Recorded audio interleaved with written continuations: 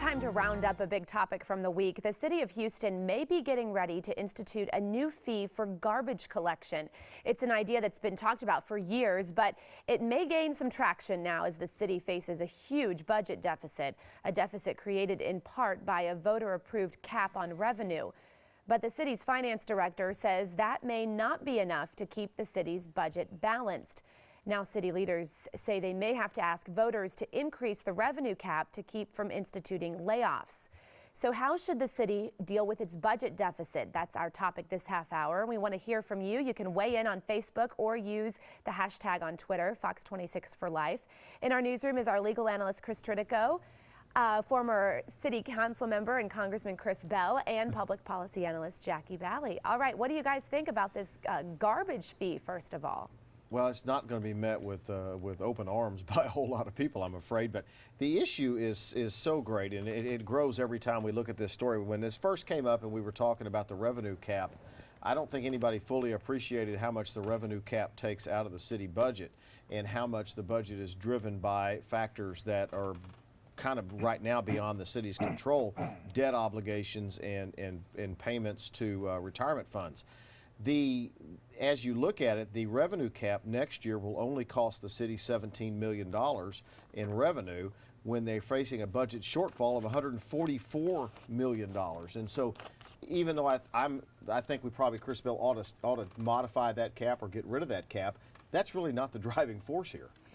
No, and it's really getting to a point where if it wasn't for bad news, there would be no budget news at all coming out of City Hall, because I'm on record of wanting to do away with the revenue cap. It was put into place 10 years ago, and people thought, oh, well, nothing will happen for 10 years. Well, now we're at that point, and it's going to have an impact. But obviously doing away with it isn't going to fix the problem, and you have other steps. As far as the garbage fee goes, no, it's not going to be welcome at all, but most major cities have implemented a garbage fee. The most I've seen is $33 a month. Right. Well, I think they're talking about something like $3, much less than what you see in a lot of other cities. But still, that's not going to do away with the deficit either. The city's going to have to do a whole lot of things to fix this. And right. Doing away with the revenue cap will give us $17 million. Adding fees is really the next logical way for them to fix this budget shortfall if they're not willing to attack the pension funds, and they're probably not. Well, of course, I don't agree with adding the fees. I think you already have your fees by paying your taxes.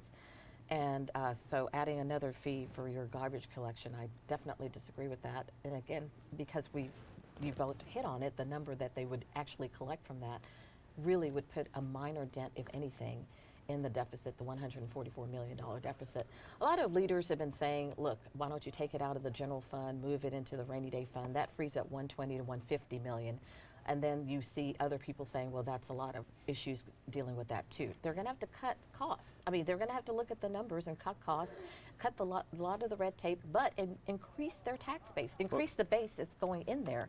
Instead of taxing the residents and the citizens, increase your commercial and industrial development. I want to talk about that coming back. I want to go to Sally right now. She's monitoring our social media. Yep, let's take a look at what some of our tweeters are tweeting about this morning. Dana Steele, up early with us. She says, would the garbage fee teach people to be less wasteful? She's asking.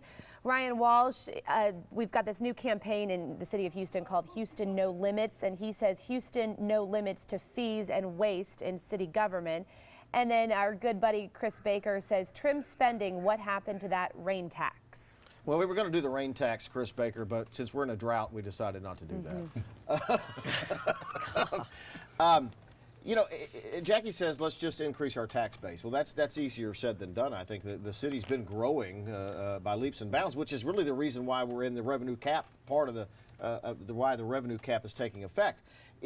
Because the problem is primarily pensions and debt revenue and debt service, you can't just say let's just move money around, because that is not only not going away, it's going up every year. Right, and I mean that's one of the reasons we're in this situation, because we've been kicking the can down the road and saying, well, let somebody else take care of it, and the debt service has gotten to be incredible. But I mean, you're looking at short term and long term. You're going to have to In the short term, I think what they're doing at City Hall right now is putting everything on the table and saying, let's think about this and let's think about that and see what we can come up with to try to deal with the deficit. And then I think you have to have a long-term focus as well. And what we're seeing really across the country, really across the world, with advances in technology, cities can get a lot smarter, can save a lot of money, and cut a lot of waste going forward. And I think that needs to be our approach. We're almost out of time. Mayor Parker suggested about 3 weeks ago that for incoming police and fire, they modified the pension rules so that they have to pay a greater portion of their pension, not the ones they've already done, but if new hires have to pay a greater portion of the pension. Would you think that's a viable alternative? The percentage that she proposed would be going from 25 to 30%.